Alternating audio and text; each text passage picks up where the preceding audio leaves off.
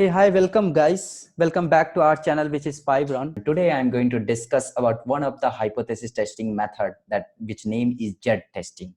In the previous session, we had seen what is hypothesis testing, what is the use of hypothesis testing, different kind of hypothesis testing, and whenever we are performing hypothesis testing, what kind of error we face, and we found two errors, and out of two errors, which is very safe, very dangerous in order to perform the hypothesis testing. Now let's understand the JET testing. Okay, so first, see, before going to start any kind of hypothesis testing, you would have find this four thing. You have to point this four thing very minutely, then you can able to achieve your hypothesis testing result. First thing you have to find, you have to determine the null hypothesis and alternative hypothesis. I'll show you in one of the example. I'll explain you how you will get to know what is the null hypothesis, what is the alternative hypothesis. First thing, you have to find what is the null hypothesis, then alternative hypothesis, then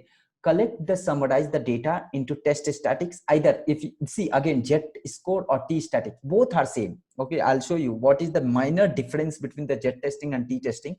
We will see. Okay, so but as of now, just try to understand JET testing and T testing, both are same.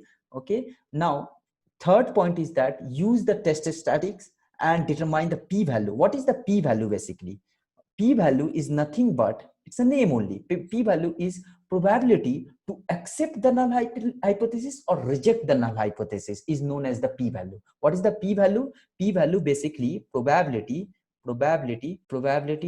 to accept or reject the null hypothesis. Got it? Means either, what is the probability to, basically I can say in a simple word, in a simple sentence, what is the probability to accept the null hypothesis or reject the null hypothesis? That is known as the p-value. And how we will get to know the p-value, that we will see in this session. Okay, then the result of statistical significant if p-value is less than or equal to the level of, then again 4 point is no use at all. If you are good statistician, you will get to know, no need to remind these things. Okay, fourth number point, if you are a good statistician, with the help of the graph itself, we will get to know whether we have to accept or reject the null hypothesis. Okay, again, hypothesis testing is also a three kind. Let me clear the diagram, or else I will show you my whiteboard.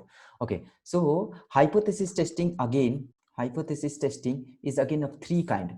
Okay, one is left hand hypothesis testing, and then or else you can say not left hand hypothesis testing is of two kind. One is one-tailed hypothesis testing. Okay, one-tail hypothesis testing or two-tail hypothesis testing. What is one-tail hypothesis testing? Let's suppose we'll take one example, very good example. Nowadays every country is suffering with this pandemic situation of corona, and each and every country is trying to find or trying to implement some kind of antidotes to fight against the corona, right? So let's suppose some of the country has been developed one of the antidotes, and they found one antidote, and they are saying that 95% chances that if any any of the people will take these antidotes, then 5% chances are there that people can able to recover, right? And there is a 5% chances is also there people will not get recovered also, right? So as a statistician, you have to prove whether this country, whatever he is going to commit us, it's correct or not, right? So see, if the accuracy of these antidotes will be more than 95%, that is fine, that is acceptable. Means if country is committed that 95% chances are there, that means 95% accurate result our antidotes will give, then it's a correct. Means if it is more than, then this is acceptable. But if it is less than 95%, then it is not acceptable, and that antidotes will not be considered as a World Health Organization, right? WHO, right? Similarly, this is the one-tail testing. Again you try to understand in such a way, right? Means if it is more than 95%,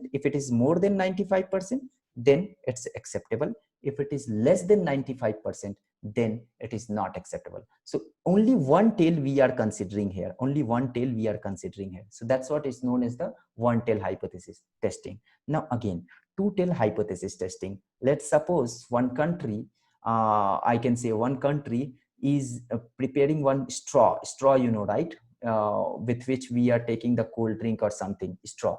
That straw, on an average diameter of this straw is 0.05 millimeter.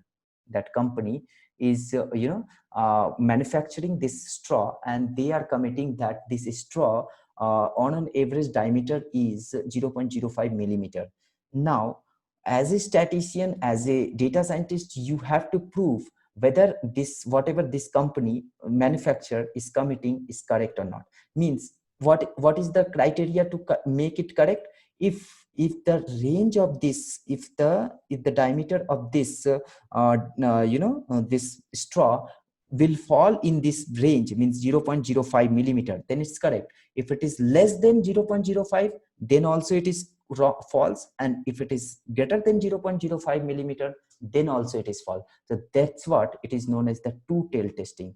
Hope you understood when you have to go with the one-tail testing or two-tail testing. It's based on the situation, you have to decide whether this problem statement is belongs to the one-tail testing or two-tail testing, right? So hope you clear with this, right?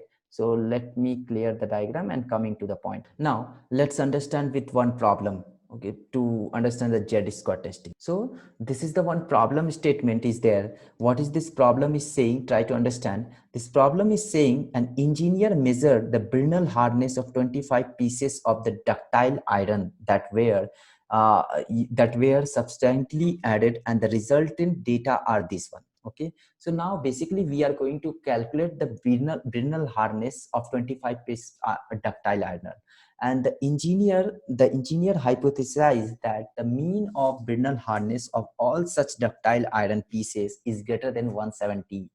Okay, so basically and this is our population mean. What is the null hypothesis? Null hypothesis is saying now again coming to that point, what we have to calculate first, whenever you are going to perform the hypothesis testing, you have to first point you have to calculate the null hypothesis and then alternative hypothesis, right? Alternative hypothesis. So there is the null hypothesis is saying means all such ductile iron pieces hardness is greater than 170. So our null hypothesis is 1 minute. Our null hypothesis is equal to 1 minute. Our null hypothesis is saying that ductile iron hardness is 170, right? And alternative hypothesis is saying greater than 170, right? So this one point we captured. Now what you have to calculate? You have to calculate the Z value. What is the Z value is saying? Sample mean minus population mean divided by standard error mean. What is the standard? First thing, three things you have to calculate. One, population mean. Population mean you can calculate, means add all those points and divided by 25. Add all those points and divided by 25. You will get to know the population mean. Now the point is sample mean. What is the sample mean? This is the sample mean, right? 170, right?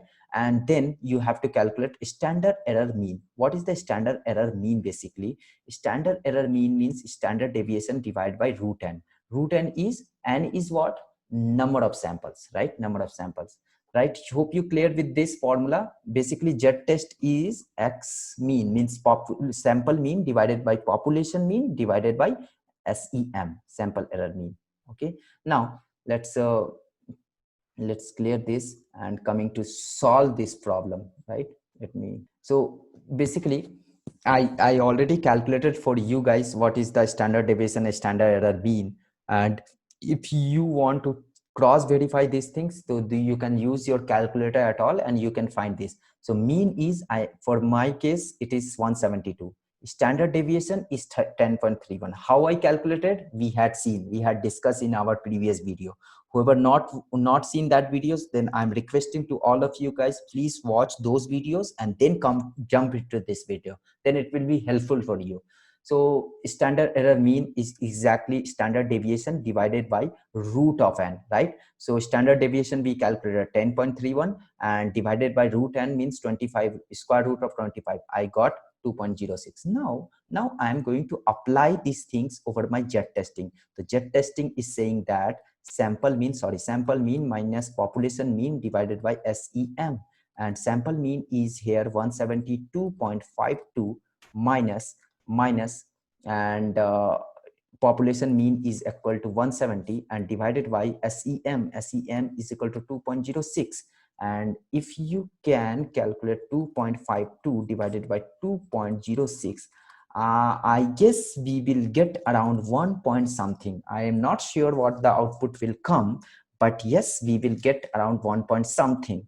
So let's discuss about 1 point. Let's suppose we will get 1.2. I'm not sure about the output. You can calculate this. Now we got our Z value. Now what we will do with this Z value, right? What the things we are going to do? We got our Z value. Now our goal is what? Whether what that engineer said, that harness on an average harness of this iron is 1.2 170. Is it correct or not? That we have to prove.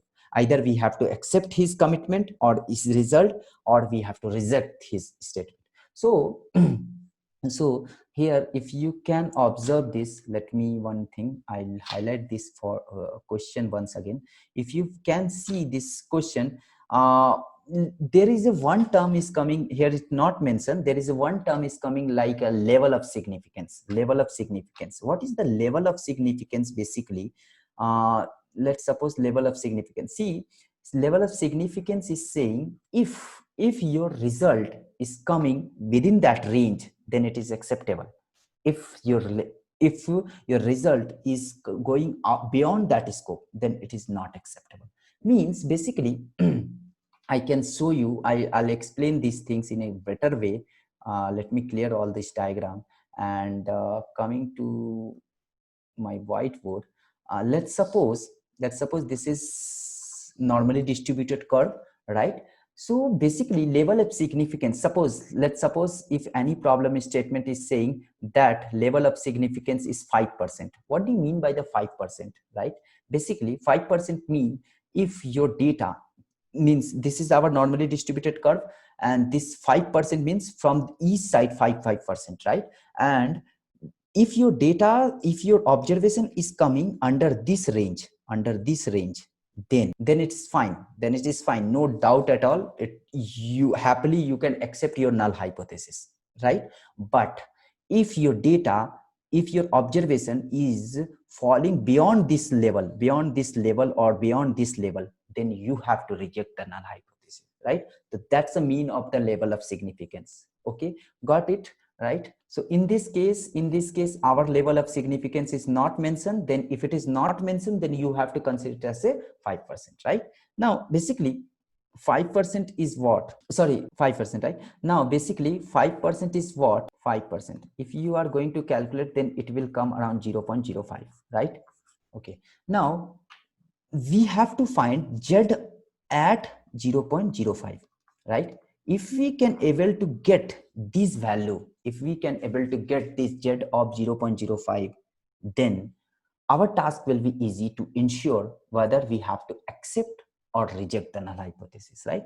So in order to do this, let me 1 minute, let me show you some Z table, how you can find the Z value at 0.05, right?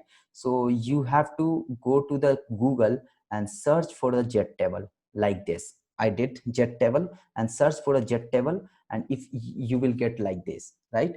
And here you will, okay, what do you mean by is one tail testing or two tail testing? First let me know, it's a one tail testing or two tail. If the engineer said that on an average hardness of this Brinell hardness of this ductile iron is greater than 170. Greater than 170 means if it is less than 170 means it's a false. If it is greater than 170, it's a true. Means it's a one tail testing. Only if hardness mean of the or average of the hardness is more than 170, that is fine, right? that is fine. It's a one tail testing only. So if it is a one tail testing, you have to find where your 0.05 is coming into the picture. Where is your 0.05 is coming into the picture, right? So basically your 0.05 will come, I guess, here, right? In somewhere here, right? You can see. Now anything you can take, no problem, anything you can take it out, don't worry at all. So basically your 0.05 is coming. Let's suppose I'm considering this one. So let's suppose add this minus 1.6, and I'm considering this, right? You can take it plus 0.03 plus 0.03. So basically minus 1.63. My z value coming to this statics part, my z value at 0.05 will be 1.63, right? My z value at 0.05 is 1.63, right? Now now coming to the point, now coming to the our this graph first, statics part. So we got 1.6, so now our output, how much output we were getting? 1 point something, right? We were getting z value of this is around 1.06, right? Now we just calculated. Now try to find out this. Okay, this is our mean of 170 on an average population mean. And now our z value at 0.05 is 1.63, is somewhere here. 1.63 is somewhere here. And our z value, what we had calculated, testing z value, is around 1.6. 1.6, where it will lie? It will lie somewhere here. I'll take another color. Is 1.6 will lie, 1.06 will lie within of this point, right? So should I accept the null hypothesis or reject the null hypothesis? We should accept the null hypothesis. I told you, if any point is coming under the this level of significance, in this level, if it is coming, then it is, you have to accept the null hypothesis, right? And if any point, if it is coming, if your observation is falling beyond the you can say beyond this level, then it is the rejection area. You have to reject your null hypothesis. But in this case, in this situation, our z value is falling under this range, right? Because it's a one tail testing. So our z value, calculated z value, is coming under this range. So we have to accept the null hypothesis. Accept the null hypothesis in the sense of, you can say, whatever that engineer hypothesized, that mean of Brinell hardness of all the such ductile iron piece is greater than 170. Yes, it is greater than 170. With the help of data also you can find. See, all those point having more than hardness is more than 170, right? So we have to accept the null hypothesis. Means whatever that engineer said, that is correct. Okay, so hope you understood with the z testing and how the z testing is going to be help us to and identify, or we have to accept the null hypothesis or not accept the null hypothesis, right? Thanks for watching. That's all for this video. Thanks for watching this video. If you enjoyed this video, then please do like, share, subscribe, or comment if you have any doubt in the particular session. And in the later on, we will we are going to create some of the more interesting video with the help of the MongoDB SQL, with the help of the Python, and we are going to play with the data, right? Thanks for watching this.